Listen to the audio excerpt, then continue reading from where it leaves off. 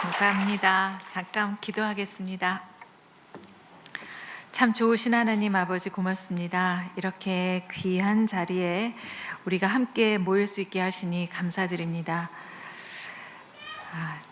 저 스스로 생각할 때는 부족한 점이 많아 이 자리에 과연 설 수 있을까 생각됩니다. 그러나 저를 통해서 하나님께서 전하고 싶으신 메시지가 있으시리라 생각하고 순종하는 마음으로 왔습니다. 오늘 이 시간에 저는 제 인생에 찾아와 주셨던 하나님 이야기 나누려고 합니다. 그리고 그 하나님 기쁘게 해드리기 위해서 살고 있는 저의 후반전 인생 이야기를 나누려고 합니다. 아버지, 이 시간에는 특히 귀하게 처음 주님의 전에 발걸음한 성도님들이 계십니다. 주님께서, 우리 성령님께서 한 사람 한 사람 마음에 찾아가셔서 터치해 주셔서 살아계신 하나님이 계시다는 것을 오늘 알게 하여 주시옵소서. 살아계신 하나님을 만나는 시간이 되게 하여 주시옵소서. 그리고 우리 성도님들 귀한 사역으로 교회를 섬기고 또 이웃을 섬기고 또 각자의 자리에서 하나님을 기쁘게 하시는 일들을 하고 지내고 있습니다. 오늘 이 시간에 다시 한번 도전받고 결단하는 시간이 되도록 하여 주시옵소서. 이제까지도 하나님이 기뻐하시는 삶 살았으나 이제 오늘 이후의 삶은 나의 인생의 후반전 인생으로서 하나님을 더욱더 기쁘게 해드리고 영광 드리는 삶으로 멋지게 장식할 수 있도록 축복하여 주시옵소서. 주 여호와께서 학자의 혀를 저에게 주셔서 곤 비판자를 말로 어떻게 도와줄 줄 알게 하여 주시옵소서. 예수님의 이름으로 기도합니다. 아멘. 여러분 반갑습니다. 네, 고맙습니다. 복습하시는 분도 계시네요. 제가 9시에도 이 자리에 섰었고요. 또 11시에 오시는 분들을 위해서 또 이렇게 만나게 됐습니다. 아마 아주 똑같지는 않을 것 같아서 두 번째 들으시는 분은 오늘 완전히 횡재하셨어요. 많이 변했죠, 제가? 안 변했어요? 뉴스 할 때랑 똑같아요? 네, 그때 좀 더 괜찮지 않았습니까? 지금 그렇게 말씀하시는 걸 보니 홀리 스피치를 더 이상 배우시지 않으셔도 될 것 같습니다. 제가 뉴스를 했던 때가 1981년부터 92년까지였습니다. 꽤 오래 했는데요. 처음에는 주중에 이제 남녀 공동 앵커로 뉴스 진행을 했었고, 그리고서는 또 단독 앵커로서 한 5, 6년 동안 진행을 했습니다. 지금은 차의과학대학교라는 데서 학생들을 가르치고 있습니다. 오늘 이야기는 크게 두 부분으로 나눌 수가 있는데요. 첫 번째 부분에서는 제 삶에 찾아오신 하나님 이야기 하도록 하겠습니다. 그리고 두 번째 파트에서는 아마 이 중에는 옛날에 뉴스하던 신은경이 도대체 교회에 와서 뭐 할 얘기가 있을까라고 생각하시는 분이 계실 것 같은데요. 그 마음에 답을 드릴 수 있는 그런 이야기를 이제 후반전에서 하도록 하겠습니다. 그래서 이제 전반, 후반 이렇게 얘기할게요. 부탁, 일단 좀 웃어주세요. 네, 너무 심각하게 이렇게 보시면 제가 준비해 놓은 것을 잘 전달할 수 있을지 모르겠습니다. 그래서 웃어주시고요. 치아가 8개 나오게. 한번 옆에 계신 분 보면서 웃어볼까요? 네, 네, 그렇게. 아유, 예쁘십니다. 아니, 아래 위 합쳐서 이렇게 윽 하시지 말고 위에 치아가 왼쪽 4개, 오른쪽 4개. 미인대회 나가면 그런 걸 가르쳐 준다고 합니다.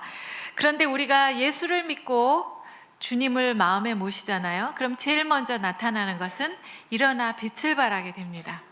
그 마음의 기쁨이 얼굴로 나타나요. 바로 미소로 나타나요. 그래서 8개 나와도 이쁘긴 합니다만 10개 나와도 괜찮습니다. 아래 위 합쳐서 20개 나와도 괜찮습니다. 우리가 삶이 주님으로 인하여 기쁘다는 사실을 이렇게 얼굴로 보여주는 거죠. 제가 옛날에 뉴스 할 때는 얼굴이 아주 무서웠었어요. 뉴스가 다 그런 거 아니겠어요? 죽였어요, 사고 났어요, 불났어요, 뭐 이런 거. 그래서 웃을 일이 없었어요. 굉장히 무서운 얼굴로 이거는 이래서 옳습니다, 이 사람은 이렇게 해서 잘못했습니다, 막 이렇게 이제 팍 조명을 받고선 그렇게 했지만 예수를 믿고 나서 저의 얼굴이 많이 변했어요. 맞아요? 그래서 어떤 분은 저를 보시면서 어머 웃기도 하시네요 그러셔요. 저도 웃지요 사람인데. 근데 확실히 달라진 것 같아요. 옛날에 그렇게 딱딱 떨어질 때도 뭐 나쁘지 않았겠지만 저는 지금 더 좋고요. 보시는 분들도 더 편안하게 생각하시는 것 같습니다. 그 목사님이나 신학 공부를 하신 분들이나 이런 분들은 하나님에 대하여 더 정확하고 더 많은 지식을 가지고 말씀을 해주실 수가 있죠. 그런데 저는 어려서부터 예수를 믿는 사람이 아니었어요. 거기다가 신학 공부를 한 적도 없습니다. 늦은 나이에 30대 후반에 예수를 제대로 알기 시작해서 교회를 다니기 시작했는데요. 왜 나 같은 사람이 교회에 와서 무슨 얘기를 하라고 하실까 생각해 봤습니다. 그랬더니 이렇게 좋은 컵이 있어도 저는 이건 어떻게 만드는지 모르거든요. 이런 그 도자기의 고장에 와서 이런 얘기하면 좀 부끄럽습니다만 저는 만들 줄은 몰라요. 그러나 이거를 사용해 보니 아주 편리하고 좋더라. 이걸로 마실 때마다 행복하더라. 이렇게 얘기하면 사람들이 그래? 어디서 샀어? 나도 그거 한번 사야 되겠는데? 써봐야 되겠는데? 라고 말할 수 있잖아요. 저는 바로 그런 역할을 하러 온 사람이에요. 잘 몰라도 제 삶에 오셨던 하나님께서 저를 얼마나 행복하고 기쁘게 하셨는지 들으시면 신은경이 믿었던 예수 나도 한번 믿어볼까? 할 만하지 않으시겠어요? 네, 그래서 제 부족한 이야기라도 성령님께서 홀리 스피릿께서 도와주셔서 오늘 처음 오신 분들 또 마음에 갈급함이 있으셨던 기존의 성도님들 한 분 한 분 마음에 찾아가셔서 위로해 주시고 만나 주시기를 기도합니다. 네, 자 얘기를 시작하겠습니다. 제 어렸을 때 얘기부터 좀 할까요? 저는 이남 이녀의 맞이로 태어났어요. 동생이 셋이나 있었고요. 아버지는 공무원이셨습니다. 뭐 공무원이시니 뭐 월급이 넉넉하지는 않았겠죠. 어머니가 아주 알뜰하게 살림하셔서 우리 넷을 키우시고 그런 화목한 집이었어요. 제가 중학교 2학년 올라가는 그해 겨울에 출근하시던 아버지께서 갑자기 심근경색을 일으키셔서 쓰러지시고 병원에 도착하기 전에 세상을 떠나셨습니다. 그날 어머니는 연락을 받으시고 뭐 금방 출근하셨다고 그랬는데 갑자기 뭐 연락이 오니까 너무 황급하게 뛰어나가셨겠죠. 엄마는 집에 안 오시는데 그 친척들이 자꾸 집에 오면서 울면서 들어왔습니다. 죽은 사람만 불쌍하지, 죽은 사람만 불쌍하지 막 이러면서 들어와요. 제 생각에 무슨 큰일이 일어났구나. 어떡하지? 그러면서도 슬프다는 생각보다 앞서는 생각은 분노였습니다. 뭐 죽은 사람이 뭐가 불쌍해. 살아있는 우리가 이제 더 불쌍한데 우리는 어떻게 살아? 이런 생각이 들었어요. 사흘째 되던 날 커다란 장이버스가 집 앞에서 잠깐 멈췄다가 장지로 가려고 하는 길에 잠깐 섰습니다. 어린아이들은 타지 마라 그랬지만 제가 버스 위에 올라갔어요. 우리 막내는 이제 막내 동생이 7살이었으니까 다 올망졸망했잖아요. 버스에 올라가니까 그 너무나 깊은 슬픔에 빠져서 아무 정신이 하나도 없는 엄마가 계셨어요. 엄마 옆에 앉아서 저는 엄마 손을 잡고 마음속으로 다짐을 했습니다. 엄마, 오늘은 너무 슬프지? 그렇지만 걱정하지 말어. 내가 열심히 공부하고 훌륭한 사람 돼서 엄마 기쁘게 해줄게. 그렇게 이제 엄마를 보고 손을 잡고 마음속으로 결심을 했어요. 제 인생의 중대한 결심이었죠. 며칠 후에 학교를 다시 갔는데 엄마 세상이 달라진 것 같아요. 옛날처럼 제가 얌전히 앉아 있으면 사람들이 저를 불쌍하게 볼 것만 같아요. 제가 아버지가 없어도 저렇게 불쌍하게 앉아 있구나 라고 생각하니 자존심이 상해서 견딜 수가 없었습니다. 아무도 그런 말을 한 사람은 물론 없었죠. 그래서 제가 180도 변해서 딴 사람으로 변합니다. 수업 시간에 이제 책을 이렇게 펴놓고 요 밑에서 라면으로 된 과자 같은 게 있었어요. 옛날에 라면 땅 드셔보셨어요? 저랑 비슷한 세대신가 봐요. 그거 먹고 또 막 가위바위보 장난치고, 제가 키가 커서 거의 맨 뒤에 앉았었거든요. 그다음에 선생님이 흉내내고, 또 공부하는 친구들 다니면서 야 무슨 공부를 하냐 막 이러고 방해하러 다니고, 그리고 이제 집에 돌아가서는 저 아닌 모습으로 살았던 그게 너무 힘이 들어서 그걸 또 일기장에다 다 씁니다. 그리고 친구들은 공부 못하게 했지만 저는 성적을 맞춰야 하기 때문에 밤을 새고 공부를 해요. 이중인격자. 그렇게 이상한 삶을 살았어요. 너무 힘들었어요. 저도 제가 누군지 몰랐고요. 너무 힘든 삶이었습니다. 그때 저희 어머니께서 신기한 일을 한 가지 하십니다. 저희 어머니는 종갓집 맏며느리로 시집을 가셔서 1년에 12번 제사를 지내야 되는 맏며느리셨어요. 그러니까 뭐 말하자면 유교 집안이었을까요? 그런데 이제 그 어머니는 처음 시집 갔더니 시어머니가 너는 이런 집으로 시집을 왔으니까 제사를 모셔야 된다라고 말씀을 하셔서 그거를 그냥 진짜 그거를 순종하느라고 평생 그 말씀을 지키신 거예요. 그런데 어머니 생각에 이 아이들을 잘 키워야 되는데 도대체 나는 일도 하고 그래야 되니 얘네들을 어떻게 가르칠까 하는 생각이 드셨나 봐요. 그래서 말을 들어보니 교회라는 데가 있는데 거길 가면 목사님이 좋은 말씀을 해주신다 하는 걸 알게 되셨어요. 그래서 우리 사남매를 교회를 가라고 하신 겁니다. 말하자면 하나님 어린이집에다가 우리를 갖다 맡기신 거예요. 탁월한 선택을 하신 거죠. 네. 교회를 가니 참 좋았습니다. 첫째는 맛있는 게 많습니다. 오늘도 맛있는 점심이 준비되어 있다고 알고 있습니다. 기대하십시오. 네. 그리고 그 이제 성탄절 같은 때가 되면 이제 그 전날 그 새벽까지 밤을 새고 동네를 이렇게 다니면서 찬송가를 부르는 게 있어요. 새벽송이라 그래가지고 지금은 잘 안 하죠. 그러면 그냥 동네를 막 찬송가를 부르고 다니면 맨 마지막 댁에서 권사님 댁에서 또 뜨끈한 떡국을 또 끓여주세요. 또 먹을 거. 그래서 참 재미있는 교회 생활이었습니다. 전 지금도 그때 생각하고 찬송가를 들으면 눈물이 고여요. 왠지는 모르겠지만 참으로 은혜스럽습니다.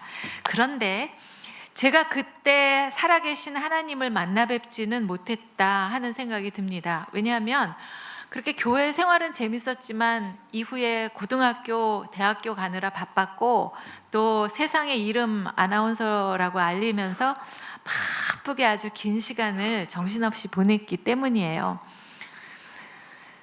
그 사이에 저에게 전도를 한 친구도 있었습니다. 아주 귀찮게 했어요. 교회 가자고. 그런데 제가 참으로 그 겸손하지 못한 생각으로 그 친구에게 답을 했던 기억이 나요.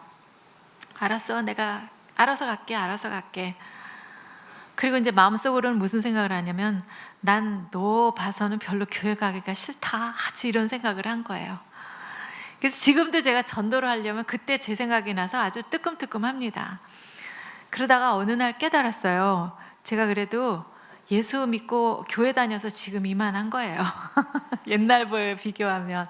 앞으로도 사실 갈 길이 먼데 교회라는 데가 여기 다니는 사람 보고 오는 데가 아니잖아요. 그죠? 예수님 만나러, 하나님 의지하러 오는 곳 아니겠습니까? 그래서 오늘 새로운 성도님들을 모시고 친지와 이웃과 또 가족을 모시고 온 분들은 제가 정말 큰 박수를 보내드리고 싶어요. 여러분, 그 억지로 끌려 나오신 분께서 나를 귀찮게 하신 그분을 한번 손을 좀 잡아줘 보세요. 네, 진짜 솔직히 괴로웠다. 네, 어쩜 그렇게 못 살게 하고냐. 쉬는 경이 온다고 한번 보러 오자 그래서 내가 오늘 한 번은 왔지만 사실 내 마음속에는 다시는 안 오려고 한다. 그럴는지도 몰라요. 그렇지만 그 괴롭게 하신 분에게 감사를 드려야 하는 겁니다. 왜냐하면 목사님이 전도하세요. 그래서 그 사람 수 맞추느라고 전도를 한 게 아니었거든요. 정말 내가 어떻게 도와줄 수 없는 재정적으로 힘들어하는 친구들, 정말 그 친구 도와줄 방법이 없어도 눈물로 기도만 했거든요. 또 내 가족, 동생들 진짜 예수만 믿으면 모든 그 삶의 고난이 다 해결이 될 텐데, 우리가 살아가는 이유를 알게 될 텐데, 저렇게 힘들어 하는데 교회만 오면 될 텐데. 그래서 내가 정말 해줄 수가 없어서 새벽마다 기도한 거예요. 눈물로 기도한 거예요. 그리고 또 한 번씩 그러다가 말 한 번씩 하면 그냥 구박받고 그러면서 내가 다시는 너한테 예수 얘기하면 사람이 아니다, 그런 적도 있었어요. 그렇지만 그래도 와야지. 그래도 와서 예수 앞에 구원받아서 영원한 하늘나라 가야지. 그 생각에 또 가서 이야기하고 또 가서 이야기하고. 그런데 오늘 드디어 따라서 여기로 온 거 아니겠어요? 할렐루야. 네. 너무 감사합니다. 너무너무 감사합니다. 근데 원래 오늘 한 번만 오려고 왔다 하더라도요, 이렇게 은혜로운 하나님 성전에 한번 발을 들여 놓으시잖아요. 그러면 그 은혜가 너무 커요. 오늘 이 중에는 정말 급하신 분은 하나님께서 그냥 오늘 막 만나 주실 거예요. 살아계신 하나님 만나셔서 그 하나님 손잡고 영원히 동행하시는 여러분 되시기 바랍니다. 네. 진짜 아멘입니다. 참 너무 감사합니다. 그런데 이제 그렇게 오랫동안 잊고 살다가 제 인생에 중요한 사건이 이제 생깁니다. 제가 81년부터 92년까지 9시 뉴스 했고요. 92년부터 영국으로 유학 가서 공부하고 95년에 학위를 받아서 돌아왔습니다. 돌아올 때는 이제 대학 강단에 서거나 아니면 방송으로 다시 돌아가거나 그러리라 생각했습니다. 그런데 거의 30대 후반이었거든요. 제가 노처녀가 진짜 사람의 일은 알 수가 없어요. 제가 결혼을 하게 돼요. 네, 그 눈썹이 시커먼 그분과 그전에는 뉴스를 같이 한 적도 잠깐 있었는데요. 그분과 결혼을 하게 돼요. 제가 뭐 박성범 이렇게 말 안 해도 아시는 분도 계시죠? 예, 저기 앉아 계시는데 저에게 왜 또 하나 그러시는데 인사 좀 하실래요? 일어나서.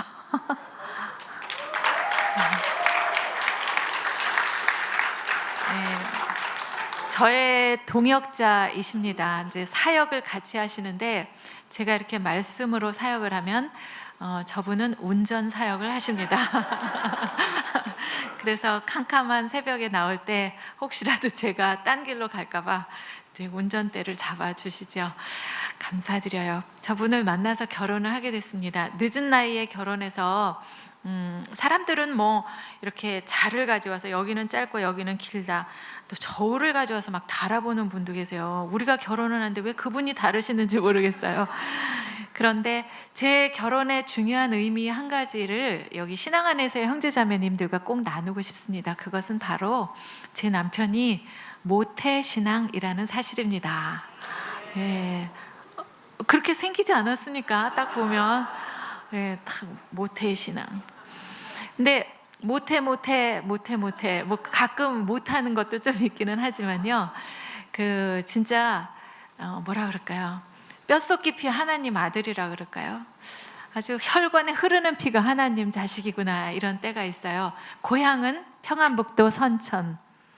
그 우리나라의 기독교가 맨 처음 들어온 지역이어서 대한민국의 예루살렘이다, 이런 이름이 붙어 있어요. 거기는 진짜 동네가 완전 노는 물이 달라요. 아주 그냥 진짜 땅의 기운이 달라요. 그래서 다 그 동네 사는 사람들이 예수 믿는 사람이에요. 그러니까 곤지암에 계신 분들은 무조건 만나교회 나오신다. 뭐 충청, 남북도, 경기도, 뭐 서울에서도 다 만나교회 나오신다. 네, 역시 다르시군요. 믿음이 뛰어나셔요. 그냥 다 아멘 아멘 하시는데 그런 날이 안 오리라는 보장 없습니다.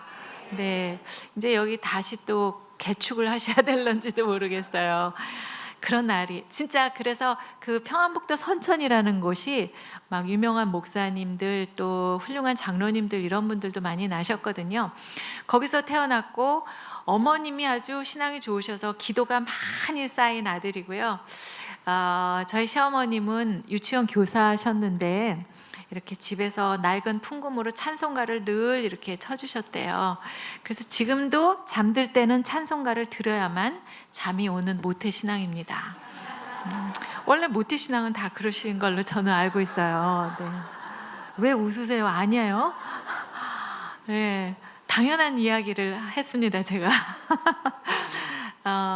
그런 남편을 만나서 이제 결혼을 하게 됐는데요. 그때 저희 친정어머니가 또 신기한 일을 한 가지 하십니다.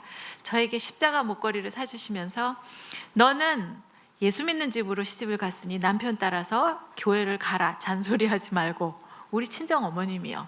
그러니까 혹시라도 저희는 옛날에 제사 지내는 집이었어요. 이런 소리 하면서 안 쫓아갈까 봐 걱정이 되셨던 거예요. 그래서 너 잔소리하지 말고 남편 따라서 교회 가라. 그러셔서 자연스럽게 뭐 장벽도 없이 남편 손을 잡고 교회를 가기 시작했습니다. 사실 그게요, 그렇게 저는 뭐 대단한 일이 아닌 줄 알았는데요. 어떤 자매님의 얘기를 한번 들어보니 그게 참 대단한 일이더라고요. 이분이 아주 신앙이 좋으신 분이었대요. 그런데 문제는 남편이 교회를 안 오셔요. 그래가지고 새벽 기도마다 나와서 날마다 울면서 기도를 하는 거예요. 제 남편 구원해 주세요. 그런데 사실 겉으로 봐서는 그 집에 별 문제가 없어요. 남편이 돈도 잘 벌어다 주고 아이들하고 화목하고 뭐 진짜 나무랄 데가 없는 집안이고 남이 보기에는 정말 진짜 좋은 집안이었어요. 그러니 새벽마다 눈물로 기도를 하니 남이 보기에 좀 이상하잖아요. 저 말하지 못하는 무슨 고민이 있나 보다. 그래서 자기 스스로 생각할 때도 아이고, 하나님도 이렇게 내가 맨날 울고 짜고 하는 거 별로 좋아하시지 않겠다, 이런 생각이 드신 거예요. 그래서 어떻게 하나님을 재미있게 해드리는 방법이 없을까? 그래서 어느 날 구두를 가지고 왔어요. 남편 구두를. 그래가지고 강대상 옆에다 놓고 이제 기도를 했어요. 아버지, 오늘은 구두만 왔어요. 다음번엔 구두 주인도 좀 오게 해주세요. 이렇게 기도를 하면서 자기도 모르게 피식 웃었어요. 아이고, 나도 참, 에휴, 어떻게 이렇게까지 해야 되나, 이런 생각이 들었습니다. 이제 다음 몇 주 있다 이제 주일이 됐는데, 보통 때 이제 자기만 교회를 나오려면 참 민망하잖아요. 그래서 뭐 남편 드실 것도 해놔야 되고, 뭐 죄지러 오는 것도 아닌데 막 살금살금하고 그냥 이렇게 차려입고 막 이제 오면서 잘 갔다 올게요 하면서 이제 그렇게 늘 나왔는데, 이렇게 준비를 하는데 갑자기 남편이 주섬주섬 옷을 입더래요. 그래서 어머, 어디 가세요? 이랬대요. 그랬더니 아이, 혼자만 가지 말고 나도 데리고 가, 이러시더래요. 너무 좋은 거죠. 그래서 아까도 말씀드렸지만 귀찮게 했죠. 그렇지만 얼마나 그 마음에 세상 다 필요 없어. 내 사랑하는 아내, 내가 사랑하는 우리 어머니 구원만 하면 이 세상에 바랄 게 없는 그런 분들이 많았기 때문에 그렇게 울면서 기도하고 오늘이 있은 것입니다. 그러니 뭐 할렐루야죠. 그래서 제가 이제 남편 따라서 교회를 가기 시작했습니다. 교회를 가고 얼마 지나지 않아서 살아계신 하나님 아버지를 만나는 날이 있었어요. 우리 저 위에 보니까 청소년들도 가득 있나 봐요. 안녕하세요. 네. 근데 여기는 핸드폰도 안 와요? 어떻게 그렇게 저를 열심히 봐주고 계세요? 정말 멋지다. 앞으로 계속 그렇게 해주세요. 네, 잘 부탁드리겠습니다. 너무 이뻐요. 저는 어디 가나 이렇게 청소년들, 청년들 보면 이렇게 딱 눈에 띄어가지고 그냥 정신을 못 차려요. 예뻐가지고. 우리 학생들, 제자들 같아서. 어디까지 했죠? 하나님 아버지 만난 이야기. 특별한 날이 아니고요. 이렇게 하나님 전에서 예배를 드리는 날이었었어요. 목사님께서 기도를 시작하셨습니다. 여러분 모두 눈을 감고 기도하십시다 하시면서 하나님 아버지 이렇게 기도를 시작하셨습니다. 그런데 그날따라 그 하나님 아버지라는 단어가 막 제 가슴을 울리는 거예요. 무슨 동굴 속의 울림처럼 하나님 아버지, 아버지, 아버지, 아버지, 아버지, 아버지 하고 저는 하늘에 계신 아버지를 바라보게 됐어요. 아버지, 거기 계세요. 저 아세요? 저같이 이렇게 부족하고 못난 사람도 하나님 자녀 삼아 주시나요? 하면서 그 멋진 아버지를 바라보게 됐어요. 저는 이 세상의 아버지가 돌아가신 중학교 2학년 이후로 아버지라는 단어를 제 입으로 말해본 적이 없습니다. 이렇게 글씨로 책을 읽어도 거긴 소리를 안 내요. 영어로도 father 이런 단어 나오면 안 읽어요. 하기 싫었어요. 왜 내가 뭐 잘못한 거 있어? 왜 나만 아버지 없는 아이가 됐어? 이런 생각이었었고요. 우리 엄마한테 정말 공부 열심히 하고 훌륭한 사람 돼서 엄마 기쁘게 해드려야지 하는 그 생각이 제 인생의 짐이었어요. 어깨에다 그걸 메고 날마다 땅만 열심히 보고 걸었어요. 그러다 보니 어떤 날은 비 오는 날, 어떤 날은 구름 낀 날 그랬어요. 햇볕 쨍쨍 내리쬐는 날이 없었어요. 물론 이제 그런 생각이 저의 삶의 원동력이 돼서 열심히 살았죠. 너는 훌륭한 사람 돼야 돼. 그렇지만 그 짐이 너무나 무거웠고요. 그런데 저 하늘에 정말 세상의 아버지보다 너무 멋진 하나님 아버지가 저를 보고 계셨던 거예요. 사실 제가 하나님을 올려다본 것은 거의 40이 된 그 때였고 이 짐을 지고 맨날 땅만 보고 살았지만 하나님 아버지께서는 정말 옛날부터 저를 부르고 계셨던 거예요. 사랑하는 내 딸아, 너 그렇게 무거운 짐 지고 가지 말어. 내가 여기 있잖니? 내가 도와줄게. 내 손 잡아라. 그렇게 부르셨는데 저는 거기다 귀를 막고 이 짐을 지고 땅만 보고 걸었던 거예요. 내 힘으로 살려고 그랬죠. 내 힘으로 세상에 이름 알리고 내 힘으로 공부하려고 그랬고 그러다 보니까 사는 게 너무너무 힘들었었던 거예요. 그날 저는 제 여기 어깨에 있는 짐을 내려놓고 하나님 앞에 두 손을 들었습니다. 항복했습니다. 우리가 서부 영화를 보면 어떤 악당이 총을 들이대고 손들어 그러면 이렇게 하죠. 항복해요. 이런 뜻은 뭐예요? 잘못했어요. 목숨만 살려주세요. 막 이런 뜻이에요. 좀 비겁하기도 하잖아요. 그러나 우리가 예수 믿는 사람들이 항복한다, 두 손을 든다는 것은 바로 회개한다라는 뜻이라는 겁니다. 내가 무슨 죄가 있어서 회개를 해? 그러시는 분도 계실 거예요. 네, 법 없이도 사셨어요. 그러나 예수 믿는 사람에게 있어서 죄라는 것은 세상 사람들이 말하는 죄하고 다르다고 합니다. 그건 뭐냐 하면 이 세상에 진정으로 왕되는 하나님이 계시고 창조하신 하나님이 계세요. 우리는 개미처럼 아주 작은 그런 존재로 피조물로 이렇게 지음받아서 사는데 이분을 인정하지 않고 살았던 삶이 죄라는 거죠. 내가 주인인 줄 알고 살았어요. 우린 그렇게 배웠으니까, 학교에서도 그렇게 가르쳐 줬으니까 네가 인생의 주인이야, 열심히 해, 너가 세상의 주인이야, 네가 주인이라고 생각해. 그러니 내가 아닌데 애쓰고 살다 보니까 늘 지쳤어요, 늘 아팠어요, 늘 좌절했어요, 늘 패배자였던 거예요. 그래서 회개한다는 것은 하나님 아니었군요, 내가 아니네요, 하나님 거기 계셨군요 라고 인정하는 순간이 회개하는 순간이라는 거죠. 비록 내가 개미같이 아무것도 아닌 존재라고 깨달았지만 그 순간 저는 너무나 행복했어요.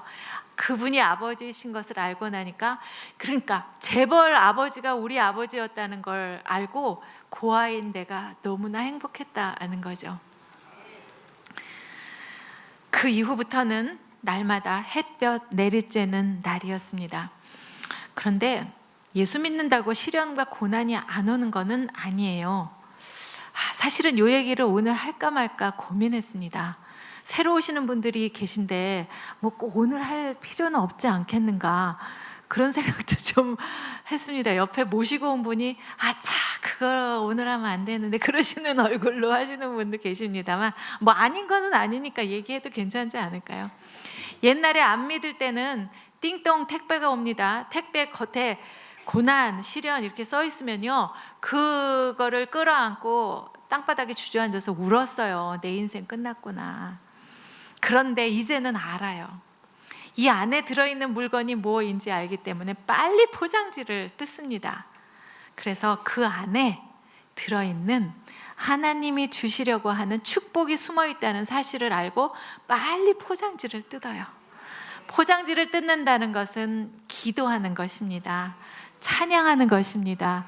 말씀을 읽는 것입니다. 그렇게 하고 나니까 포장지 안에서 하나님이 사실은 여기다가 시련이라고 썼지만 너에게 주려는 축복이 바로 이거야 라면서 주시는 거예요. 그걸 내 걸로 하고 나니까 세상 사람은 그것을 시련이라고 하고 고난이라고 하지만 저는 그 축복의 기쁨으로 이 기쁨을 어디다 얘기할 수 없는 그런 순간이 온다는 거죠. 세상 사람들은 그런데 몰라요. 그래서 이상한 표정을 하고 우리를 쳐다봅니다. 너 교회 다니는데 왜 니네 아들이 대학에 떨어지냐? 물론 말은 안 해요. 그런데 그런 얼굴로 쳐다봐요. 아니 당신은 예수 믿는다는데 왜 사업에 실패를 하고 그렇게 맨날 돈 때문에 고민이냐? 뭐 이런 얼굴을 하면서 쳐다봐요. 그런데 여러분, 이 인생이라는 짧은 이 무대에서 우리는 연극 잠깐 하고 내려가는 거예요. 예를 들어 인류 배우가 한 사람 있고 삼류 배우가 있어요. 인류 배우가 막 열심 연기를 펼쳐야 되는데 맡은 역할이 하필이면 이렇게 허름한 옷 입은 거지 역을 해야 된다고 생각을 해봅시다. 근데 막 대사가 많잖아요. 막 열심히 멋진 연기를 펼치는데 이 옆에 삼류 배우가 임금님 역할을 맡았어. 그냥 이렇게 막 번쩍번쩍한 옷을 입었는데 삼류니까 대사가 한마디밖에 없어요. 이리 오너라. 그런 거 없는 거예요. 그런데 자기가 막 번쩍번쩍한 금빛 옷을 입었다고 이 인류 배우를 야, 너 뭐 그렇게 후진 옷을 입었냐? 이렇게 업신여길 수 있어요? 없어요? 없죠. 왜냐하면 이 모든 연기가 끝났을 때 박수 받는 사람은 인류 배우. 그 멋진 연기에 박수 받게 되는 거라는 거예요. 우리가 살면서 조금 허름한 옷 입은 거 괜찮아요. 남들은 비싼 거 먹을 때 우리도 세 끼는 먹잖아요. 조금 싼 거 좀 그런 거 먹지만 그래도 그거 먹고 건강하게 이렇게 살고 있지 않으세요? 그리고 우리가 그 누리는 날마다 이 땅에서의 하나님 나라로 누리는 그 기쁨이라는 건 정말 뭐라고 표현하기가 힘든 거예요. 어떤 사람은 전도를 하면 아유 여기서 조금 재밌게 놀다가 내가 죽기 전에 몇 년 전에 그냥 예수 믿고 가면 되지 않겠냐 이렇게 말씀을 하세요. 그분이 좀 착각을 하셔서 그래요. 하나님 나라는 죽은 다음에 가는 나라가 아니에요. 아이고 답답해. 네. 우리는 날마다 하나님 주시는 그 은혜와 기쁨 가운데 살고 있는데 제가 요즘 그 기도로 묶인 그 3명의 자녀가 이제 저하고 2 자녀 기자 한 사람, 아나운서 한 사람 이래가지고 같이 기도를 해요. 오늘 아침에 그분이 주신 그 아침 기도 그 내용이 뭐냐면 옛날에 너무너무 힘들 때는 그냥 딱 지금 그냥 천국 갔으면 좋겠다. 사는 게 너무 힘들어서 그런 생각이었었는데 요즘 이렇게 기도하고 하나님의 은혜를 하루하루 깨닫는 이 날들이 너무 기뻐서 이제는 지금 데려가셔도 여한이 없대요. 이제 천국 가도 한이 없다는 거예요. 그러니까 정말 이 세상이 지겨워서 간다는 그런 느낌보다 정말 지금 살면 날마다 하나님 나라, 지금 데려가시면 또 천국 가서 또 기쁘고 이런 삶이 진짜 하나님 나라 사는 사람들이라는 거죠. 이런 걸 어디 가서 말을 해요. 아는 사람만 알지. 여하튼 그래서 이제 하나님을 만나고 날마다 햇볕 쨍쨍 내리쬐는 날로 살게 되었습니다. 그런데 다른 사람은 시련과 고난이 언제 오는지 잘 모르잖아요. 그런데 제 남편은 결혼하고 보니 정치에다 한쪽 발을 들여놨어요. 그래서 4년에 한 번씩 시간표를 짜가지고 고난과 시련이 왔습니다. 처음에 95년에 결혼하고 보니 96년에 선거가 있었어요. 그래서 저는 신혼도 없이 이제 그 선거 운동에 접어들게 되었습니다. 옛날에는 목이 곧아서 인사도 대충 안녕하세요 이렇게만 했거든요. 그랬다가는 표가 다 떨어져요. 그래서 90도로 절하는 연습하고 전화도 네, 아닙니다 이렇게 받았거든요. 그럼 큰일 나요. 그래가지고 집안에서 전화기를 둘이 들고 안녕하세요 회장님 막 이렇게 목소리를 이상하게 될 정도로 막 이렇게 받고 앉았다가도 일어나요. 네 회장님 막 이러고 그런 연습을 하면서 이제 새 각시가 선거운동을 하게 됐어요. 목사님께서 그런 말씀 하시더라고요. 여러분들은 쓰임받는 사람이 돼야 됩니다. 근데 가만히 생각해 보니까 저는 아나운서만 했기 때문에 쓰임 받을 데가 없는 것 같았어요. 아무것도 할 줄 아는 게 없어요. 입만 살아가지고. 그래서 뭐를 해야 쓰임을 받을까 그런 생각을 하고 있었습니다. 그런데 얼마 지나지 않아서 저에게 이런 부탁을 하셨어요. 그 다음 해에 96년 봄에 부활절이 오는데 부활절에 예수 순환 칸타타라는 것을 한다고 합니다. 그러니까 이제 찬양대가 예수님이 십자가 메고 골고다 언덕 올라가시는 이야기를 막 찬양으로 하면 저더러 찬양을 하라는 게 아니라요. 그 사이사이에 해설이 있어요. 뭐 어떻게 하셨다 이렇게 읽는 거를 저더러 해달라고 하시는 거예요. 저 그거 알잖아요. 느낌 알잖아요. 그래서 아싸 드디어 쓰임 받는 순간이 오는구나. 너무 기뻤습니다. 아, 당연히 제가 하겠습니다. 이제 약속을 했어요. 그런데 옛날에는 그 선거 때 보면은 합동유세라 그래가지고 이 학교 운동장에서 후보들이 다 나와서 20분씩 연설하고 동네 사람들이 한꺼번에 다 모이는 그런 행사가 있었어요. 첫 번째 합동유세 날 하고 그 다음에 선거에, 그리고 제가 목사님하고 약속한 예수 순환 칸타타 날하고 같은 날 같은 시간에 겹쳤습니다. 와, 진짜 사실 저는 목사님한테 가서 잘 말씀을 드릴 생각이었어요. 웃는 얼굴로 목사님 한 번만 봐주세요. 부활절은 내년에도 오고 후년에도 오니까 이번에 한 번만 봐주세요. 이렇게 이제 얘기를 하려고 생각은 하고 있었어요, 솔직히. 그리고 이제 남편하고 우선 의논을 해야 되잖아요. 그래서 이제 앉아서 의논을 했습니다. 여보, 큰일 났어요. 같은 날 같은 시간에 겹쳤어요. 모태신앙인 남편의 입에서 저는 상상도 하지 못한 말이 나왔습니다. 여보, 교회하고 약속은 하나님하고 약속이에요. 그러니까 당신은 교회를 가요. 에? 그럴 수도 있는 건가? 깜짝 놀랐습니다. 그래도 남편이 그렇게 하라고 하시니까 저는 이제 순종하고 교회를 갔어요. 참 제대로 교회 가기 시작한 지 얼마 안 된 때여서 사실 우유 먹는 아기 같은 신앙이었었죠.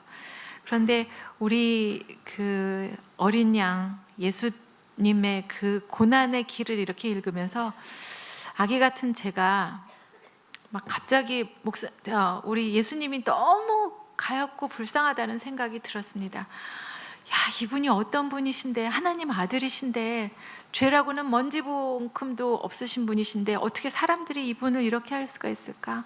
발길로 차고 침을 뱉고 놀리고 채찍으로 이렇게 해서 살점이 떨어져 나가 피를 흘리게 하고, 막 군인들이 놀리잖아요. 당신이 유대 왕이라면서, 왕이면 왕관을 쓰시지 하면서 그 가시로 된 왕관을 막 씌워서 피가 이렇게 흐르게 합니다. 어떻게 사람들이 이럴 수가 있을까 하는 생각에 그냥 갑자기 그냥 막 목이 막 메인 거예요. 그래서 이렇게 말을 하다가 꼭꼭 이런 소리가 막 난 거예요. 잘하라고 아나운서한테 시켜놨더니 막 꼭꼭 그런 소리를 했어요.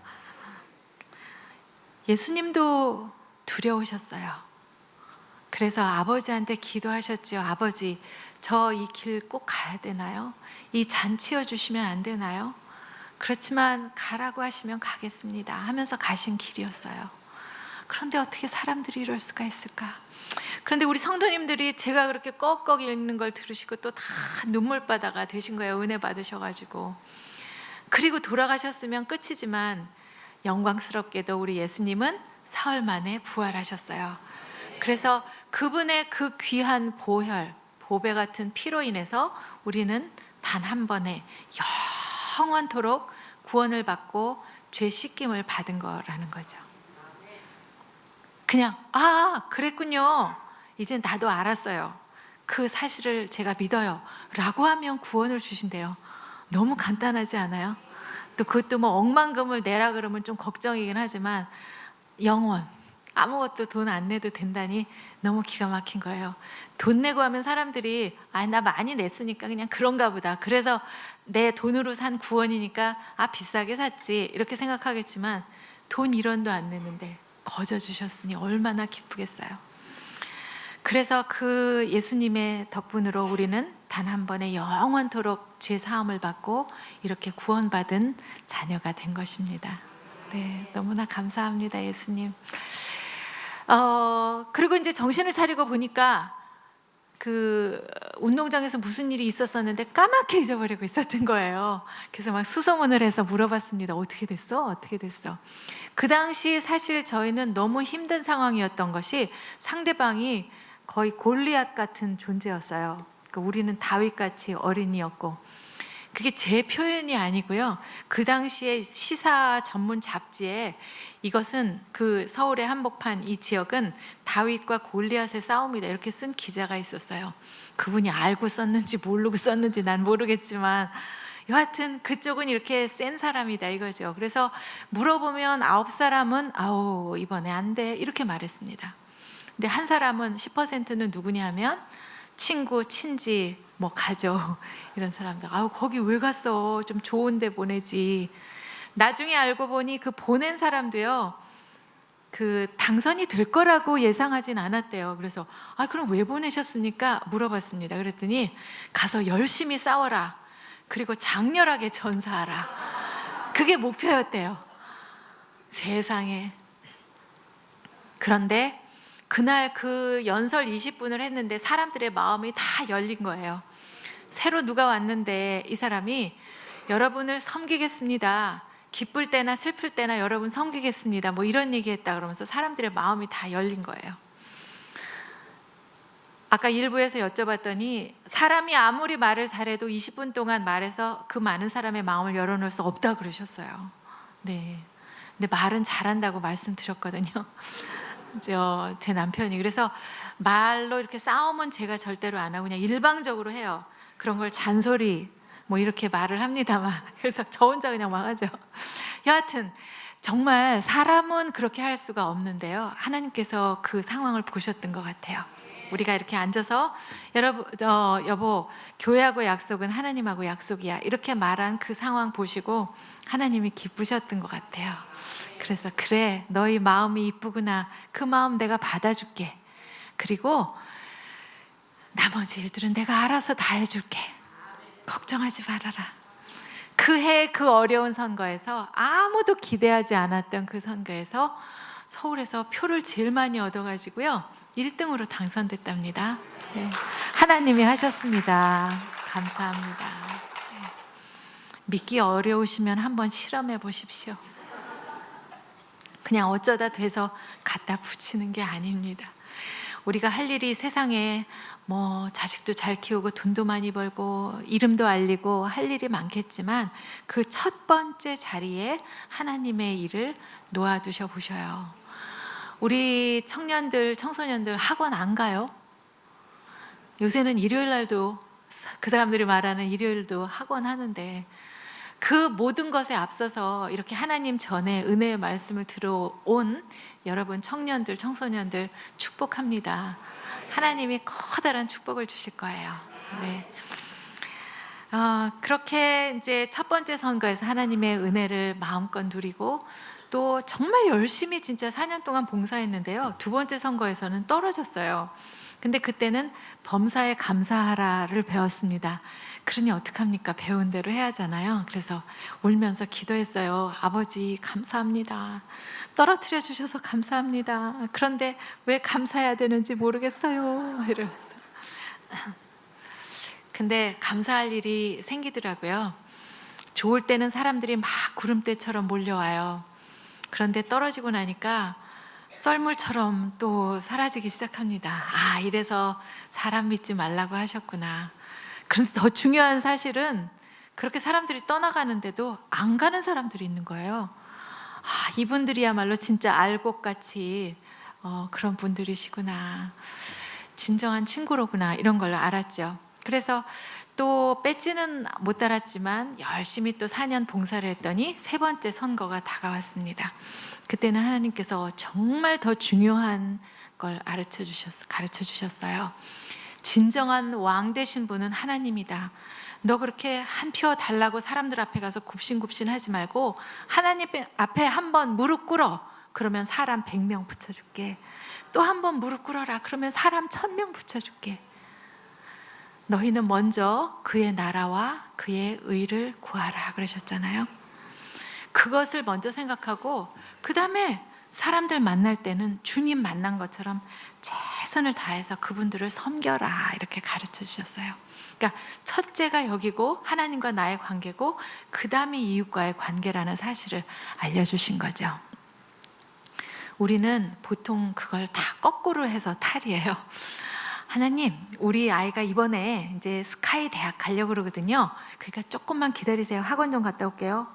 그리고 얘가 대학 들어가면 하나님께 영광 드립니다. 아주 이렇게 하고 일단 얘를 학원으로 빼낸단 말이에요. 하나님, 지금 회사가 잘 돌아가고 있어요. 잠깐만 기다리시면 제가 돈 많이 벌어와서 그냥 헌금을 엄청나게 할 거예요. 그리고 그냥 기계 돌리러 가시는 거죠. 네, 하나님께서는 그 모든 것에 앞서서 하나님 일 첫 번째 하는 것, 무릎 꿇는 것, 그거를 기쁘게 생각하셨습니다. 그래서 그때도 사람들 기대와 달리 어려운 선거에서 또 당선이 되었어요.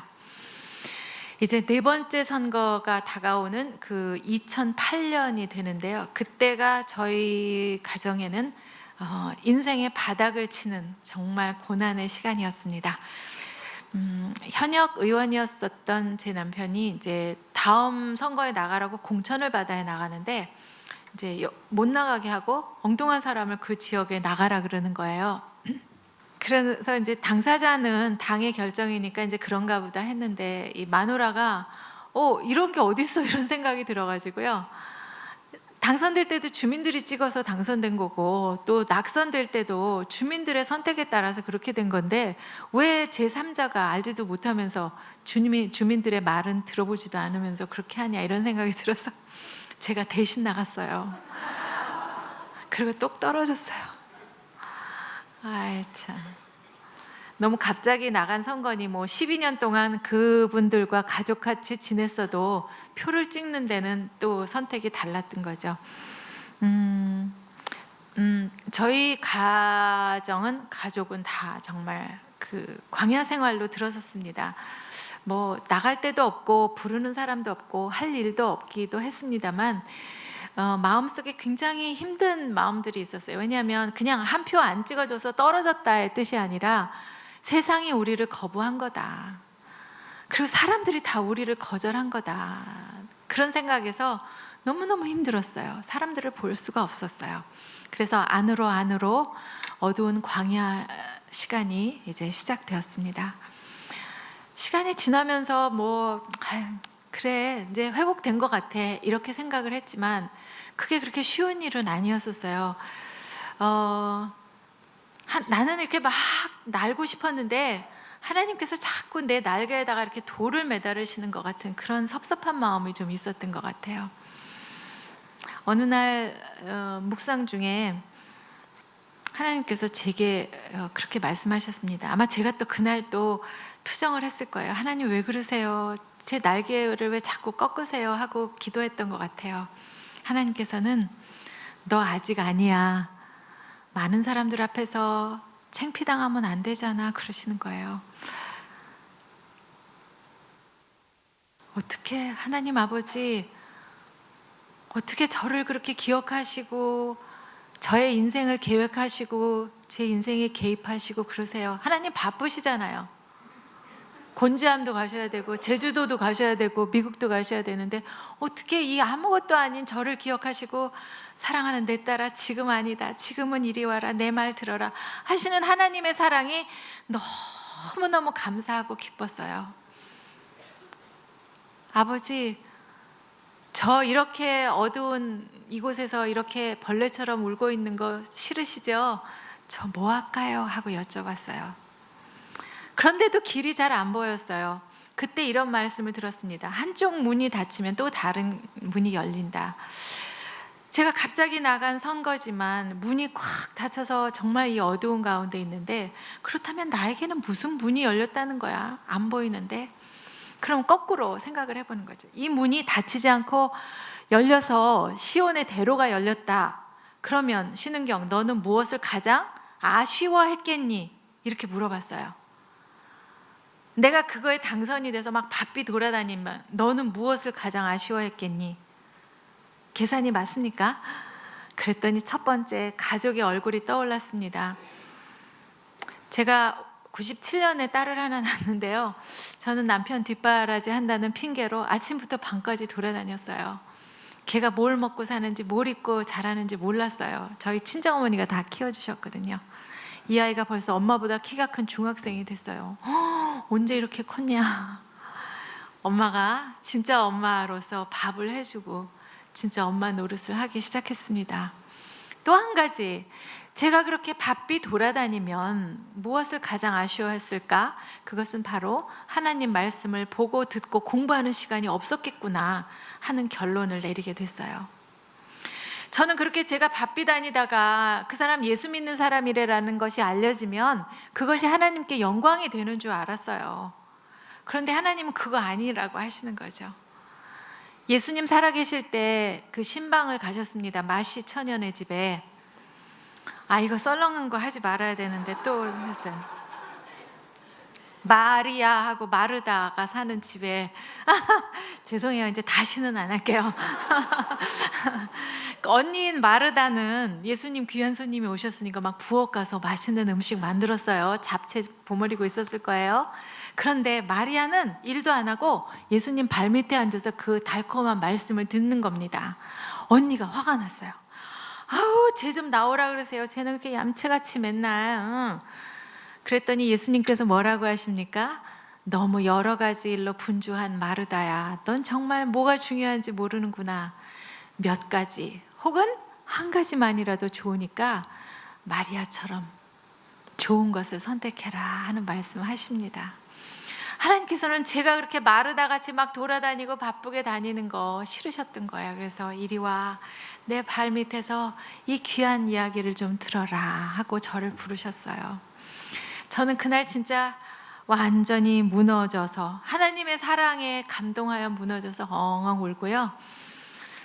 하나님, 뭐라도 해야 되겠죠. 하나님 기쁘게 해드릴 일이 무엇인가 생각해 보겠습니다 하고 툭툭 털고 일어났어요. 그리고 간 곳이 바로 하프타임 세미나라는 곳을 가게 됐어요. 이게 뭐냐 하면 우리 인생이 축구 경기처럼 전반과 후반이 있다는 겁니다. 그런데 전반의 성적이 어쨌든 간에 모든 사람의 목표는 뭐죠? 후반전 끝날 때 승리를 하는 거예요. 그렇게 하기 위해서는 중간 시간에 물도 마시고 전략도 짜야 되겠죠. 그때 중요한 질문을 2개 합니다. 잘 들으세요. 오늘 진짜 제일 중요한 얘기예요. 시험에 나와요. 첫째, 나는 누구인가? 같이 해볼까요? 나는 누구인가? 나는 누구이길래 우리 부모님의 계획보다도 더 많은 세전에 하나님께서 특별한 목적을 가지고 지어서 오늘 이 시간에 이렇게 만들어서 보내주셨을까? 여러 가지를 이렇게 따져보니까요. 뭐 재정, 인간관계, 가정생활, 나의 은사는 어디 있는지 따져보니 저는 이렇게 작은 컵도 아니고 커다란 장독도 아니고 그냥 한 요만한 꽃병 같은 존재라는 걸 깨달았어요. 하나님께서 좋은 일을 많이 주셨죠. 9시 뉴스, 그때는 전 국민이 알아보시고 막 그럴 때였잖아요. 또 외국 가서 공부도 하게 하셨죠. 또 남편 따라 봉사한다고 그것도 또 뭐 착하다고 막 칭찬해 주시고 좋은 일이 많았습니다. 그럴 때는 하나님께서 색색까지 물감을 꺼내셔가지고 이 꽃병에다 예쁜 색색까지 그림을 그리신 시간이라는 걸 깨달았어요. 그런데 뭐 오늘도 시간이 다 없어서 다 저의 고난과 시련을 다 말씀을 드리지는 못했습니다만 그렇게 고난과 시련이 참 많았잖아요. 그때는 하나님 어디 계셨었나요? 저희 어머니가 2004년 여름에 췌장암 진단을 받으셔가지고요. 1년 동안 투병하시고 세상을 떠나셨어요. 그 하나님 어린이집에 보내셨던 어머니, 또 십자가 목걸이 사주면서 너는 남편 따라서 교회가, 그런 그 우리 어머니가 예수를 그렇게 받아들이시지 않으시고 그렇게 계셨는데 미처 엄마 전도를 못했는데 췌장암 진단을 받은 거예요. 저는 너무너무 급했어요. 그래서 병상에 계신 어머니한테 엄마 예수 믿고 천국 가야지. 그래서 병상에서 세례 받으시고 1년 동안 투병하시고 2005년에 세상 떠나셨어요. 그때 사실은 엄마만 낫게 해주시면 내가 엄마 손잡고 천국을 다니면서 간증해야지. 하나님이 살려주셨다고 말해야지. 그렇게 하면서 기도했지만 하나님은 살려주시지는 않으셨어요. 그러나 그렇다고 제가 간증을 안 하나요? 1년 동안 하나님 곁에 가시기 위해서 찬송하시고 말씀 들으시고 하신 어머님의 천국 가시는 길이, 그게 바로 축복이었고요. 그게 또 저에게 주신 또 은혜였습니다. 그런 어려운 일이 많았을 때는 하나님은 어디 계셨을까? 나는 하나님 아파요 어디 계세요? 하고 울면서 기도만 했는데, 그때는 하나님은 어디 계셨을까요? 그때는 하나님께서 조각칼을 꺼내가지고 이 꽃병에다가 이렇게 홈을 파면서 무늬를 새기신 시간이라는 걸 깨달았어요. 나는 내 삶이 패어져 나가니까 아파서 울기만 했지만, 하나님께서는 너무 색색까지 그림만 있으면 인생의 고난이, 시련이 뭔지 모르잖아요. 나중에 시련이 뭐예요? 이런 사람 되게 만들고 싶지 않으셨던 거예요. 그래서 신은경이라는 걸작품 하나 만드시려고 그림도 그리시고 또 홈도 파시고 무늬도 새기시고 이러면서 하나 작품을 만들어 주신 거예요. 그렇게 깨닫고 나니 이제 두 번째 질문을 합니다. 하나님, 후반전 인생 나는 무슨 일 하면서 하나님 기쁘게 해드릴까요? 이렇게 기도하는 거예요. 같이 한번 해보실래요? 무슨 일 하면서 하나님 기쁘게 해드릴까요? 전반전에는 그냥 속도를 내서 뛰어왔어요. 그러나 후반전 인생은 방향이 중요합니다. 전반전은 재미있고 돈 이런 것들이 중요했다면 후반전은 의미가 중요한 삶입니다. 그래서 하나님이 주신 이거 갖고 나 무슨 일 하면서 살까요? 하고 여쭤봤습니다. 그랬더니 이 성경 속에요, 말하기에 대한 그 말씀들이 너무 많은 거예요. 저는 입만 살았잖아요. 말하는 것밖에 할 줄 모르잖아요. 그럼에도 불구하고 하나님이 준비를 시켜주셨다는 걸 깨달았어요. 특히 잠언 같은 데 보니까 말하기가 너무너무 많아요. 그래서 제가 하나님 앞에 손들었어요. 하나님, 제가 하겠습니다. 성경을 바탕으로 한 말하기 제가 연구할게요. 그래가지고 책도 쓰고요, 강연도 하고요, 방송에도 나갈게요. 어떤 사람을 대상으로? 신앙 안에서 형제자매님들, 청소년들, 청년들, 여성들, 그리고 뭐 직장인들, 제가 어디든지 가서 얘기할 거예요. 그래서 어떻게 할 건데? 그분들의 삶을 변화시키게 하고 싶어요. 저의 인생 사명이었어요. 그리고 그 인생 사명을 글씨로 썼습니다. 인생 사명 선언서. 옆에 계신 분이 저를 보고 이렇게 말씀하셨습니다. 뻥이야. 너가 무슨 책을 쓰냐? 누가 너 강연하러 오래?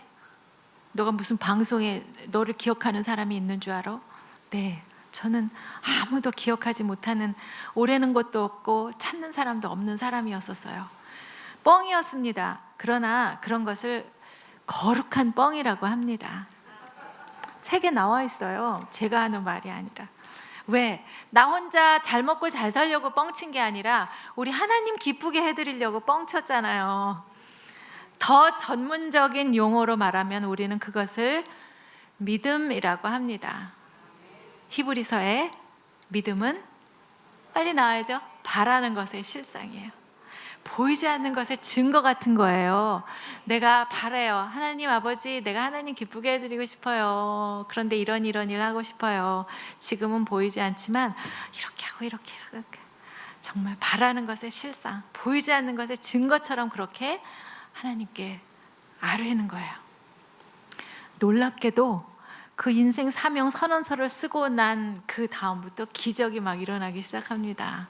극동방송에서 간증 프로가 있대요. 거기 가서 2번 동안 말했어요. 그랬더니 그걸 듣고 또 CTS에서 연락이 왔어요. 거기 내가 매일 기쁘게 또 간증 프로에 나갔어요. 거기서 제 프로그램을 주신대요. 7천 미라클. 그래갖고 그걸 김상복 목사님하고 4년 동안 진행을 했어요. 책이 나왔습니다. 홀리 스피치. 하늘에 속한 말하기 비법이에요. 하나님 형상 따라 만들어진 우리들 말도 하나님처럼 경건하게 말하도록 하나님은 명령하십니다. 그리고 오늘 제가 여기가 어디라고 여기 와서 이렇게 여러분 앞에서 이야기를 합니까? 횡성수설해도 하나님께서는 다 정리하셔가지고 살아계신 하나님께서 성령님의 도우심으로 여러분들 가슴을 다 쳐서 그 아픈 것을 위로하시고 만나야 할 하나님을 만나게 하시고 또 앞으로 나갈 그 결심을 하게 하시고 약속하게 하시는 거예요. 너무 놀라운 일 아닌가요? 저는 그냥 마당 쓰는 머슴 같은 사람이거든요. 그래서 저는 이 집 주인이 아니기 때문에, 말하자면 이 인생의 주인이 제가 아니라 하나님이기 때문에 저는 이 집값이 오를까 이런 걱정은 안 해요. 여러분, 머슴이 얼마나 편하고 좋은 줄 아세요? 저는 고민이 없잖아요. 집이 이게 얼마 올라서 이번에 종부세에 걸려서 세금 많이 내면 어떡하나 뭐 이런 거 전혀 걱정 안 하잖아요. 그냥 마당만 쓸으라 그러니까 가서 오늘 쓸어요. 그러면 이제 하나님께서 알아서 몇 명 오늘 새신자 다 붙여주시고 뭐 하나님 만나게 하시고 다 알아서 하신다 이 말입니다. 예, 그렇게 사시면 편합니다. 혼자서 하려고 하지 마세요. 내가 혼자 해봐야 되는 일이 없습니다. 자식도 내 맘대로 안 큽니다. 돈도 내 맘대로 안 들어고요. 그래서 이제 저는 어디 가나 제 메시지는 홀리 스피치예요. 어떻게 하면 우리가 하나님이 기뻐하시는 말하기, 경건한 말하기를 하러 이렇게 삶을 살 수 있을까, 이렇게 하고 지냅니다. 시간이 많이 지나갔네요. 홀리 스피치 얘기를 잠깐 해도 될까요? 여러분 시장하시죠? 괜찮아요? 한 10분만 더 할게요. 네. 홀리 스피치란 무엇인가? 제가 이제 처음 잠언을 이렇게 열어봤더니 정말 그 말, 혀 이런 거에 너무너무 중요한 말하기에 대한 이야기가 많은 거예요. 잠언 18장 21절을 보면 죽고 사는 것이 혀의 힘에 달려있다. 혀의 권세에 달려있다. 저기 글씨 보이시죠? 이렇게 혀가 중요한 건가? 또 듣기 이런 것도 많고요. 그래서 이렇게 이제 새파랗게 줄을 치면서 이렇게 공부를 했어요. 그런데 어느 부분에 보니까 이 성경에는 좋은 얘기만 나와 있는 줄 알았더니 이런 말도 나와 있어요. 그러니까 다투는 여인하고 같이 사는 것보다는 차라리 광야에다 움막을 짓고 사는 것이 낫다. 잔소리하는 마누라랑 사느니 차라리 저 광야에서 초가집 짓고 사는 게 낫다는 것이에요. 그런데 그게 이제 제가 진짜예요. 잠언 21장 9절에 나왔는데 조금 지나다 보니까 19절에 똑같은 말씀이 또 나와요. 잊어버렸을까 봐. 다투며 성내는 여인과 함께 사는 것보다 광야에서 사는 것이 나으니라. 이거 어떡하지? 책을 쓰기로는 했는데 이게 그대로 써야 되나 막 고민했습니다. 잔소리라는 것은 똑똑 떨어지는 처마 밑에서 떨어지는 물 같은 것이어서 자꾸 하면 밑에 있는 바위가 패인다는 거예요. 그런데 여기 여성분들도 많으시지만 우리가 언제 잔소리했습니까? 다 유익한 말 했잖아요. 마누라 말 들어서 안 되는 사람 보셨어요? 다 좋은 말, 뼈에 양약이 되는 말, 그런 말 했는데 듣기 싫다 이거죠. 그래서 지혜롭게 말할 필요가 있겠구나 이런 생각도 합니다. 여하튼 첫째는요, 말을 잘하기 위해서는 야고보서에 나온 것처럼 듣기는 속히 하고 말하기는 더디하라 이렇게 말씀하셨어요. 그래서 정말 같이 지내는 자녀, 배우자, 우리 가족들 정말 그 사람의 마음을 알고 그 사람이 왜 저런 말을 하는지 알기 위해서는요, 먼저 들으셔야 돼요. 첫째는 귀로도 잘 들으셔야 하지만 정말 궁극적으로는 마음으로 들으셔야 합니다. 그래서 이제 이 듣기의 스펙트럼이 이제 듣기부터 귀에서부터 시작해서 이제 여기 마음까지 이렇게 가야 공감하고 소통할 수 있다는 거죠. 그런데요, 요 사이에 있는 것도 굉장히 중요해요. 더 중요한 건 뭐냐면 눈으로 듣는 거예요. 얼굴로, 몸 전체로 듣는 겁니다. 오늘 전부 다 100점이세요. 여기 이렇게 밑에 이거 문자고 이러는 어린이들도 하나도 없어요. 참 희한한 제가 경험을 합니다. 진짜 너무 놀랍습니다. 열심히 이렇게 들어주시는 거 정말 100% 청중으로서 하실 수 있는 아주 그 경청력을 발휘하신 거예요. 그래서 잘 들으시고요. 그 다음에 입을 열어서 말할 때는 하나님이 싫어하시는 말은 안 하시면 되고 기뻐하시는 말은 하면 됩니다. 싫어하시는 말 제가 꼽겠습니다. 같이 한번 해보세요. 불평, 불만, 네. 비난, 비판, 부정적인 말, 자기 비하. 네. 옛날에 이스라엘 백성들이 애굽에서 노예 생활하다가 이제 나오잖아요. 그때 모세 선생님 따라 나올 때 처음에는 막 바다가 갈라지고 너무나 좋았어요. 그러다가 지내다 보니까 여기 이 나쁜 말들을 막 쏟아내기 시작합니다. 살아계신 여호와 하나님께서 분노하시고 화내시고 야단치셨어요. 우리는 현재에도 이런 말을 하면 안 된다는 거죠. 뭐라 그랬습니까? 목말라 미치겠다. 배고파 죽겠다. 아유, 말들은 얼마나 잘하는지 이렇게 말합니다. 차라리 애굽에서 살 때가 좋았다. 그때는 고기도 먹었다. 막 이래요. 그러면 너 그러면 애굽으로 다시 돌아갈래? 그러면 뭐라고 할까요? 아이, 말이 그렇다는 거죠. 고기가 먹고 싶다는 거죠. 요즘에 우리가 애들이 공부 안 하면 엄마들이 막 화납니다. 그래서 나 너 빨리 그 게임기 집어치고 빨리 들어가서 공부해. 아휴, 저런 애가 대학을 들어가면 내가 참 뭐 손바닥에다 뭘 어째요 막 이렇게 말하시는 분도 계세요. 그때 살아계신 하나님께서 질문하시면 어떡하냔 말이에요. 이거 봐, 김 집사, 당신 아들 대학 보내지 말까? 이러시면 아이, 말이 그렇다는 거죠. 제가 좋은 말 하면 안 들으니까 제가 이렇게 협박하는 거잖아요. 말이 그렇다 하더라도 하나님 싫어하셨어요. 우리가 말을 잘해야 하는 이유가 바로 거기에 있습니다. 민수기 14장 28절에 너희 말이 내 귀에 들린 대로 내가 너희에게 행하리니 그러셨어요. 너무 무섭잖아요. 우리 기도는 잘하지요. 살아계신 하나님 아버지, 이렇게 기도하고 나서 자기 하고 싶은 대로 말을 해요. 살아계신 하나님 아버지가 듣고 계신다는 사실을 깜빡하고 말이에요.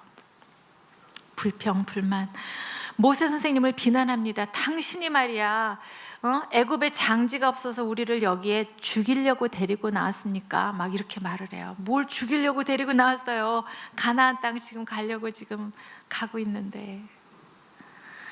또 12명 정탐꾼을 보냈더니 부정적인 말을 합니다. 어우, 거기 무서운 사람이 있어서 우리 못 가요.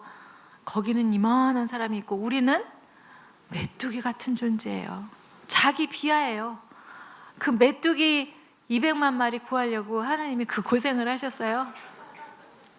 자기 비하죠.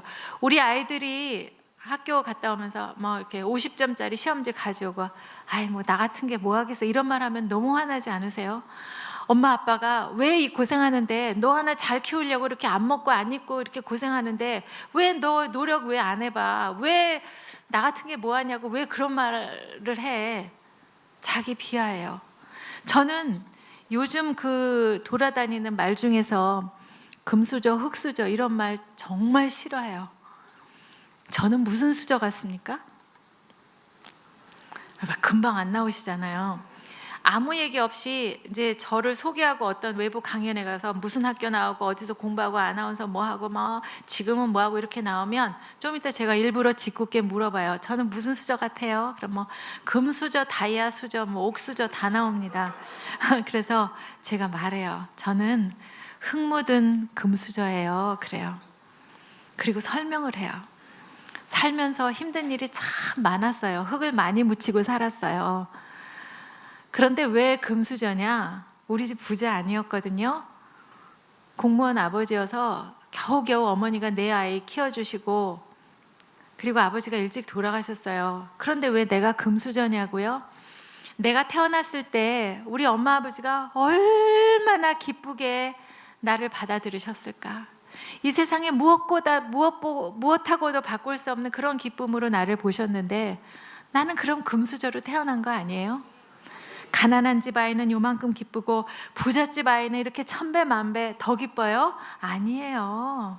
모든 아이들은 금수저로 태어납니다. 살다가 흙 좀 묻히면 어때요? 그냥 털면 되지. 그래서 또 여기 계신 분들은 아름다운 하나님의 자녀이기 때문에 모두 다 금수저일 수밖에 없습니다. 그래서 이제는 절대로 흙수저라는 말 절대로 하지 않기. 제가 어느 교회 가서 이 얘기를 했더니요, 연세가 좀 들으신 장로님이 오셔서 그러세요. 권사님, 내가 금수저인 거 오늘에야 알았어요. 이러시는 거예요. 그 말 듣고 제가 가슴이 너무 저릿저릿했어요. 여러분, 금수저입니다. 그러면 불평, 불만, 비난, 비판, 자기 비하, 부정적인 말 이런 거는 절대로 이제 하시면 안 됩니다. 그럼 어떤 말을 하면 될까요? 제가 몇 가지만 꼽아볼게요. 감사, 칭찬, 축복, 기도, 찬양. 네, 너무 쉽죠? 감사, 범사에 감사한데 이제 세 가지 말씀을 드리면 아주 작은 것도 감사하면 감사할 게 너무 많습니다. 네. 여러분들은 젊으셔서 모르시지만 제 나이 또래 되면요, 일어나서 눈 뜨면 감사, 하루 또 주셔서 감사. 너무 감사해요. 두 번째는 감사할 수 없는 것도 감사. 허락하신 것 감사, 거절하신 것도 감사, 장미꽃도 감사, 장미꽃, 가시도 감사. 그러면 지나가 보면 왜 감사라고 하셨는지 그 이해를 할 수 있게 되는 시간이 분명히 옵니다. 세 번째는 미리 감사.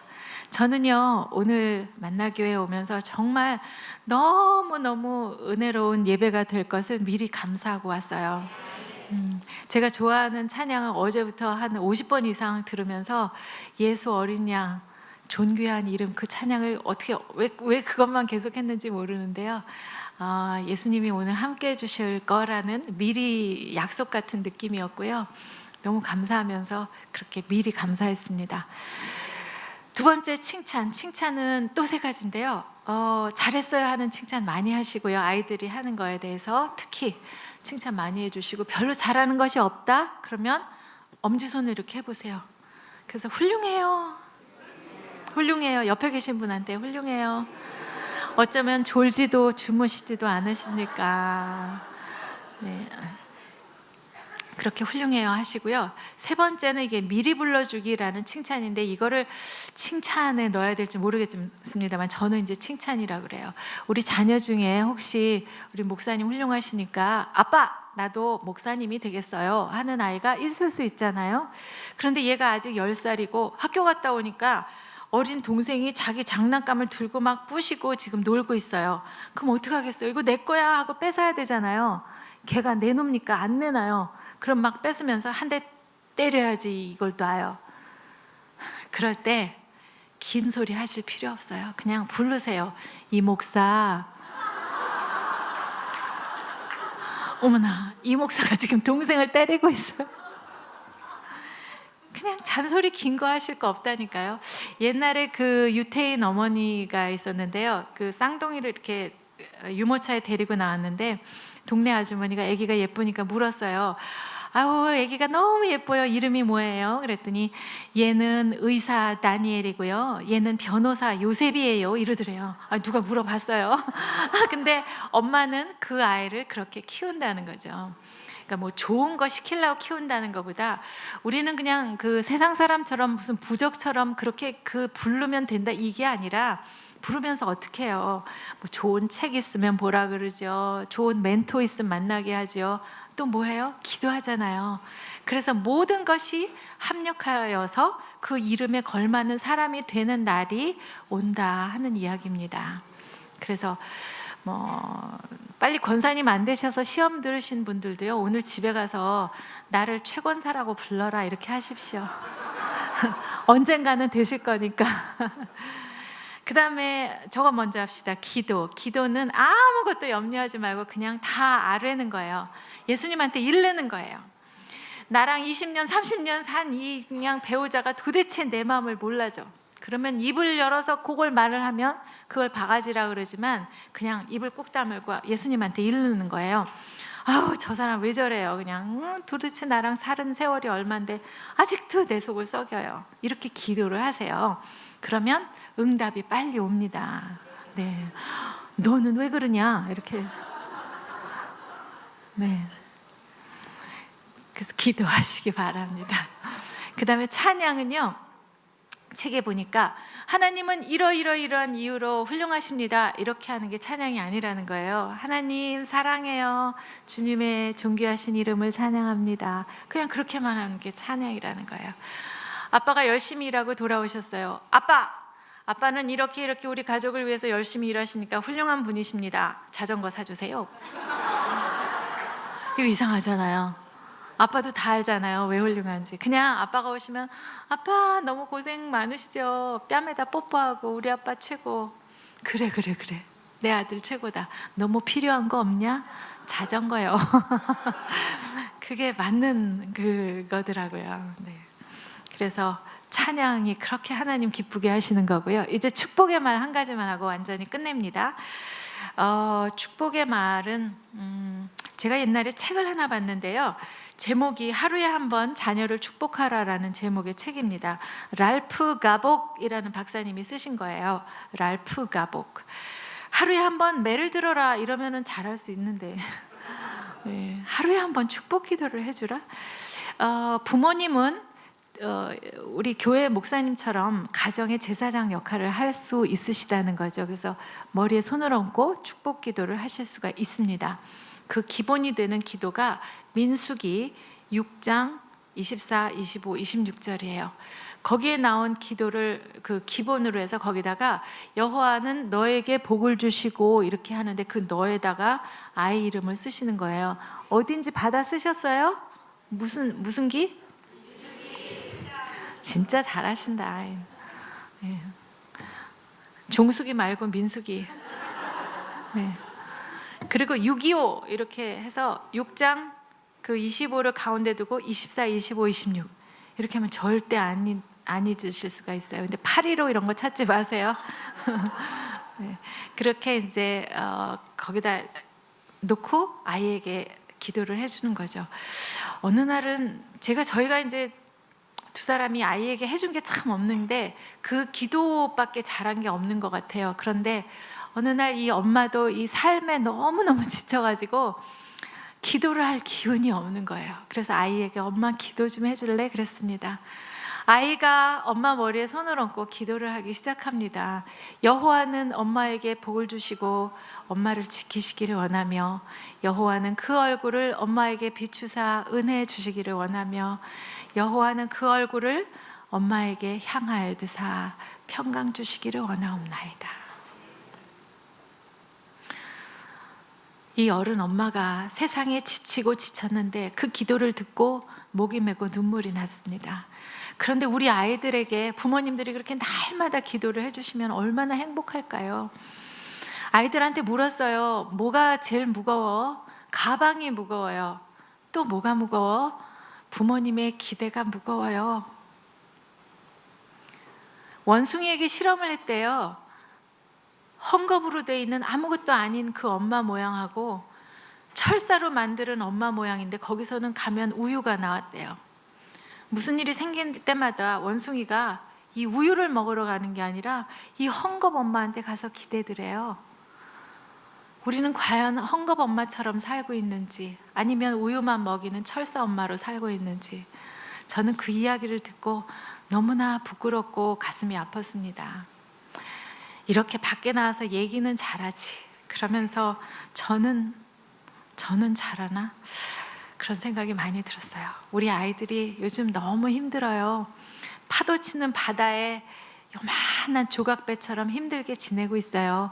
우리 대한민국의 청소년들이 행복 지수가 바닥입니다. 힘들고 부모님이 공부 잘하라 그래서 공부 잘하고 싶은데 공부가 안 돼서 행복하지가 않다 그래요. 우리 부모로서 할 수 있는 일은 그 아이들에게 손을 얹고 여호와 하나님의 힘을 빌어서 그분이 복 주시고 지키시고 은혜와 평강 주시기를 빌어주는 것, 그것이 부모가 할 일이 아닌가 그런 생각을 합니다. 이제 진짜 마무리하겠습니다. 여러분의 오늘 이 시간이 하프타임이셨으면 좋겠습니다. 20대도 하프타임 할 수 있습니다. 70이 넘어도 이제 앞으로 모세 선생님 같이 120살 사시면 되니까 지금 하프타임 하시면 됩니다. 첫째, 나는 누구인가 물어보시고요. 그걸 바탕으로 해서 하나님이 무엇을 준비해 주셨나 깨달으시고 후반전 인생은 우리 하나님 기쁘게 해드리기 위해서 인생 사명 감당하시는 여러분이 되시길 바라겠습니다. 감사합니다. 고맙습니다.